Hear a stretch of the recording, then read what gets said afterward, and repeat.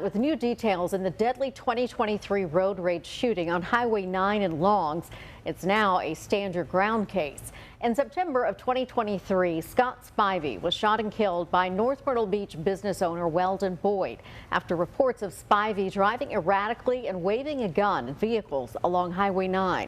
Spivey's family is suing Boyd and his passenger Kenneth Williams, who both claim that they shot at Spivey in self-defense and have never been charged in the case. Well, today we received 19 documents containing transcripts of 911 calls and officer interviews surrounding that shooting. ABC 15's Connor Ingalls went through those documents today, and Connor, they come one day after the two sides met in court with a handling of two key witness testimonies now up for debate. That is right, Jen. Two witnesses to the shooting, Blaize and Frank McMurro, called 911 during the incident and spoke with officers after.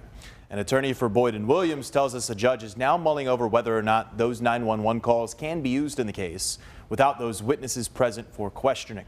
So Ward was on the phone with 911 before and after shots were fired. She told a dispatcher, "There's a guy waving a gun in front of me, trying to shoot at my car, and the other one's beside me. He's all over the road." This was referring to Scott Spivey.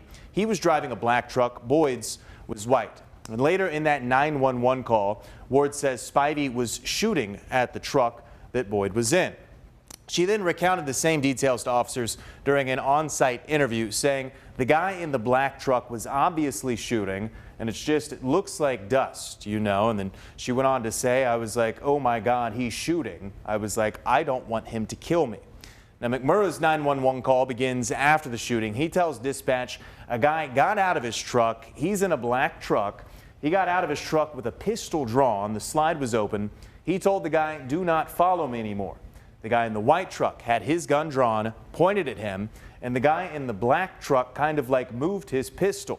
And the guy in the white truck just unloaded a complete magazine on the guy, shot through the back of his window, and I think he might have hit him. McMurro also recounted this incident with officers after the shooting, saying the guy in the black stopped, jumped out, and he had his pistol. And I said, babe, pistol, get down. He was in the car with his wife. And I looked, I saw him lift his pistol, and at that I looked, and at that point this gentleman hadn't done anything. And then as I got past them, I just heard shots, and I took off like this way, like a bat out of hell, called 911 and turned around, but yeah, no, the guy in the black jumped out with a pistol drawn. Now, the attorney for Boyd and Williams says the judge estimated he would rule by Friday on whether or not these 911 calls can be used in court.